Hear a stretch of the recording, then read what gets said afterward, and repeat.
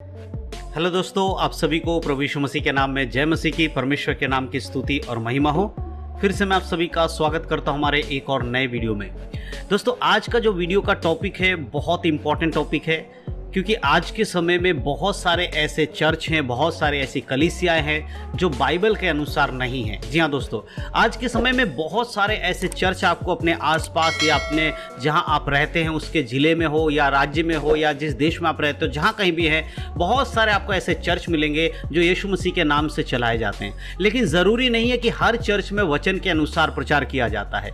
बहुत बार यीशु मसीह के नाम से चर्च तो मिल जाएंगे आपको, लेकिन जब आप वहाँ जाते हैं तब आप वहाँ पाते हैं कि बाइबल की शिक्षाओं से विपरीत वहाँ पर शिक्षा दी जा रही है। जो पास्टर हैं या जो बिशप है, जो वहाँ के सेवा करने वाले लोग हैं, वो बाइबल से हटकर वचनों को सिखा रहे हैं। तो ऐसे में क्या होता है, जो नए लोग हैं वो घबरा जाते हैं या उन्हें पता नहीं चल पाता कि वो कहाँ जाएं, क्या करें। वो कन्फ्यूजन में रहते हैं कि बाइबल के अकॉर्डिंग कौन सा चर्च सही है, कौन सा गलत है। तो आज के इस वीडियो के माध्यम से मैं आपको बताने वाला हूँ, क्योंकि हमारे पास बहुत सारे लोगों के कमेंट आते हैं, बहुत सारे लोग मुझसे पूछते हैं कि ब्रदर आप इस टॉपिक पर वीडियो बना दीजिए, उस टॉपिक पर वीडियो बना दीजिए। तो मैं आपके कमेंट्स को पढ़ता हूं, लगातार पढ़ता हूं, और उसके बाद जो भी आपके वीडियोस के बताते हैं बनाने के लिए, उसको भी मैं बनाता हूं। तो हमारे पास एक कमेंट आया था जिसमें एक भाई ने हमसे पूछा था, या बहन, उनका नाम नहीं लिखा उन्होंने पूछा था कि भैया नेक्स्ट वीडियो भरमाने वाली कलीसियाओं में जाने के बारे में बनाना, कि जाना चाहिए कि नहीं जाना चाहिए। तो उस कमेंट को जब मैंने पढ़ा तो मुझे लगा नहीं, मुझे इस कमेंट के ऊपर एक वीडियो बनाना चाहिए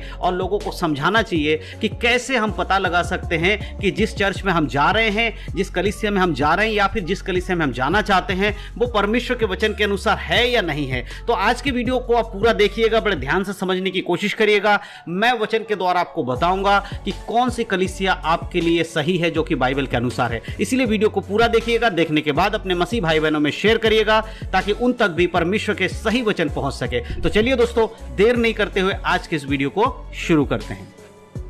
तो दोस्तों, जैसे कि मैंने वीडियो की शुरुआत में आपको कहा कि आज का जो वीडियो होने वाला है वो ऐसे कलीसियाओं के बारे में जो कि वचन के विरोध में है। यानी कि यीशु मसीह के नाम से तो कलीसिया चल रही हैं, चर्च चल रहे हैं, लेकिन जरूरी नहीं है कि हर चर्च, हर कलीसिया जो यीशु मसीह के नाम से चलाई जाती है वहां पर करेक्ट बाइबल के वचन का प्रचार होता हो। क्योंकि बहुत सारे जगहों पर बाइबल के विपरीत शिक्षाएं दी जाती हैं, जो बातें बाइबल में लिखी हैं उनसे हटकर शिक्षाएं दी जाती हैं, खासकर मूर्ति पूजा को लेकर। बहुत सारे चर्चों में आप देखेंगे कि मूर्ति पूजा के विषय में नहीं सिखाया जाता है कि मूर्ति पूजा के बारे में बाइबल मना करती है। बहुत सारे चर्चों में यह नहीं सिखाया जाता है कि अपने शरीर को पवित्र रखो, संसार की बुराइयों से दूर रखो। लेकिन बहुत सारे चर्चों में यह सिखाया जाता है कि आप पाप करो और क्षमा मांगो, यीशु मसीह आपको क्षमा कर देंगे, क्योंकि वो दया करने वाले हैं, वो महिमा करने वाले हैं। और ऐसे करके गलत शिक्षाएं दी जाती है, जिसकी वजह से लोग पाप करते रहते हैं। सुबह से लेकर शाम तक पाप करेंगे, शाम को फिर प्रार्थना करके अपने पापों से क्षमा मांगेंगे, फिर दूसरा दिन शुरू होगा और फिर पाप करेंगे, फिर दूसरे दिन शाम को क्षमा मांगेंगे।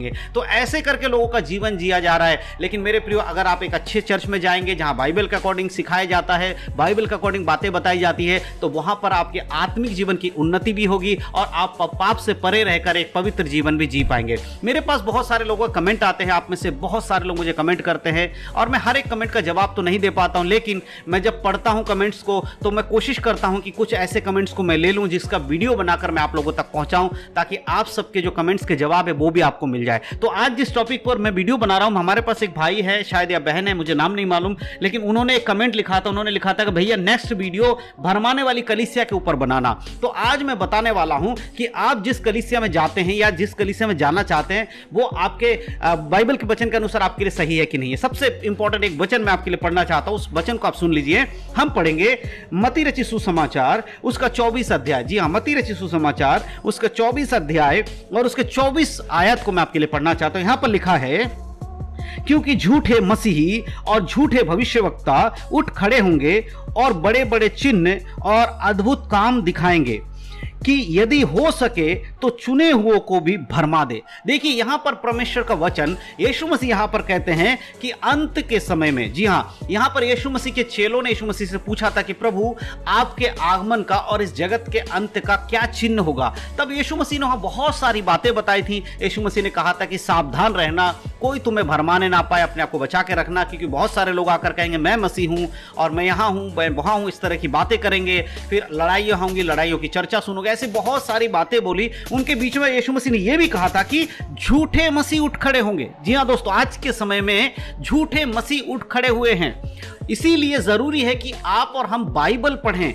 अगर आप चाहते हैं कि एक ऐसे कलीसिया में जाएं जहां पर बाइबल के अकॉर्डिंग शिक्षा दी जाती है, तो आप कैसे उसको पता लगा सकते हैं? देखिए, बाइबल जब आप पढ़ेंगे तभी तो आपको पता चलेगा ना कि जो व्यक्ति बाइबल से प्रचार कर रहा है वो सही है कि नहीं है।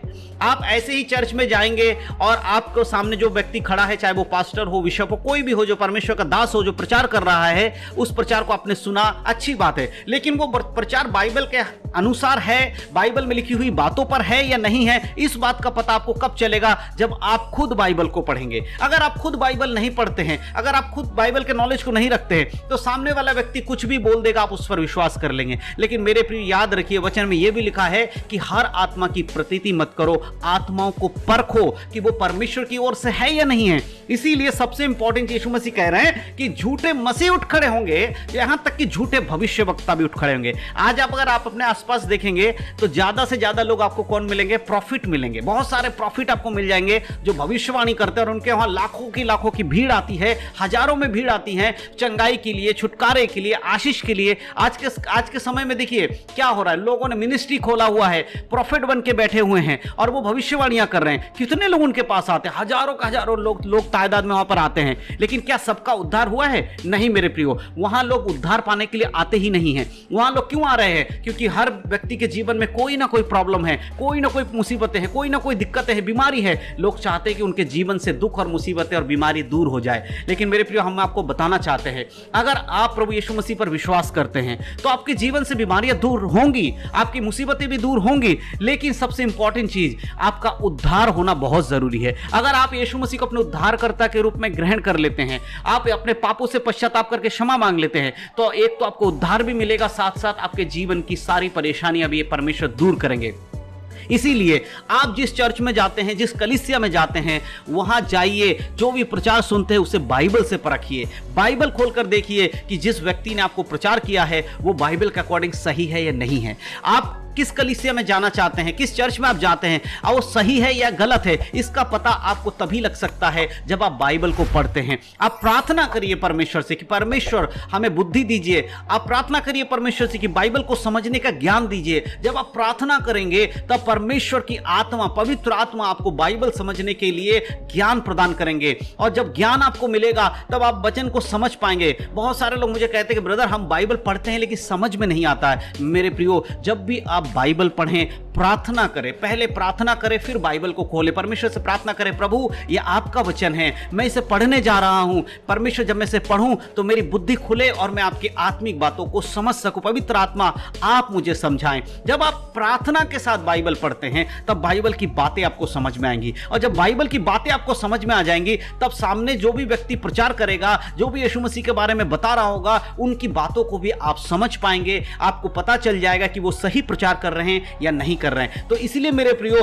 अगर आप कंफ्यूज हैं, आपको समझ में नहीं आ रहा है कि झूठी कलीसिया और सच्चे कलीसिया में फर्क कैसे करें, तो मेरे प्रियो, सबसे इंपॉर्टेंट चीज कि आपको परमेश्वर के वचन का ज्ञान होना बहुत जरूरी है, आपको बाइबल का नॉलेज होना बहुत जरूरी है। जब आप बाइबल पढ़ेंगे आपको बाइबल की बातों का पता चलेगा, बाइबल में क्या लिखा गया है कलीसिया के बारे में, कैसे सेवकों के बारे में लिखा गया है, कैसे झूठ बोलने वाले के बारे में लिखा गया है, कैसे आत्मिक जीवन जीने के लिए लिखा गया है। ये सारी बातें कहां से हमें पता चलती है? बाइबल से। और जब हम इन बातों को बाइबल से पढ़ लेते हैं तब सामने वाला व्यक्ति, सामने जिस चर्च में आप जाते हैं, वो अगर गलत शिक्षा भी देगा तो आप तुरंत उसे पकड़ लोगे, आप समझ जाओगे कि नहीं, ये तो बाइबल से हटकर सिखा रहा है। तो ये तरीका जो आप अपने जीवन में अगर लागू करेंगे ना, पहले वचन को पढ़िए, प्रार्थना करिए और वचन से देखिए कि जो चर्च में आप जा रहे हैं या जहां जाना चाहते हैं वो वचन के अनुसार है या नहीं है। यही एकमात्र तरीका है जिससे आप अपने जीवन में लागू करके बहुत ही आसानी से एक झूठी कलीसिया के बारे में और एक सच्चे कलीसिया के बारे में पता लगा सकते हैं। तो मैं विश्वास करता हूं कि आज के इस वीडियो के माध्यम से आप समझ पाए हैं कि अगर आप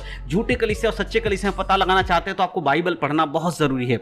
क्योंकि यीशु मसीह ने साफ रीति से वचन में कहा है कि बहुत सारे लोग आएंगे जो आपको झूठी शिक्षा देंगे, अपने आप को झूठा मसीह बनाकर आएंगे, झूठे भविष्यवक्ता आएंगे, वो बड़े बड़े अद्भुत और चिन्ह और काम दिखाएंगे। वचन में हमने पढ़ा कि वो क्या करेंगे, वो बड़े बड़े चिन्ह और अद्भुत काम दिखाएंगे, हो सके तो चुने हुओं को भी भरमा देंगे, यदि हो सके तो वो पुराने विश्वासियों को भी भरमा देंगे। बड़े बड़े चिन्ह और चमत्कार, आज देखिए चर्चों में बड़े बड़े चिन्ह और चमत्कार हो रहे हैं, कहीं पे लंगड़े चल रहे हैं, कहीं अंधे देखने लग रहे हैं, कहीं बहरे सुनने लग रहे हैं, ये सारी चीजें हो रही है और यीशु मसीह के नाम से ये होते भी हैं। लेकिन मेरे प्रियो, चर्च में चंगाई होना, छुटकारा होना, ये सब कुछ होना एक अलग बात है, लेकिन वचन का प्रचार होना भी एक अलग बात है। चंगाई छुटकारा यीशु मसीह के नाम से होते हैं, लेकिन इसका यह मतलब नहीं कि जहां पर चंगाई छुटकारा हो रहा है वहां पर सही मायने में परमेश्वर की आत्मा है। इस चीज को समझने के लिए आपको बाइबल के अनुसार देखना होगा कि जो व्यक्ति प्रचार करता है, जो व्यक्ति प्रचार के साथ साथ चंगाई छुटकारा कर रहा है, क्या उसके अंदर बाइबल के अकॉर्डिंग बातें हैं, क्या वो बाइबल के अनुसार जीवन जीता है। अगर नहीं जीता है तो आप समझ जाइए कि वो झूठा मसीह है, वो झूठा भविष्यवक्ता है।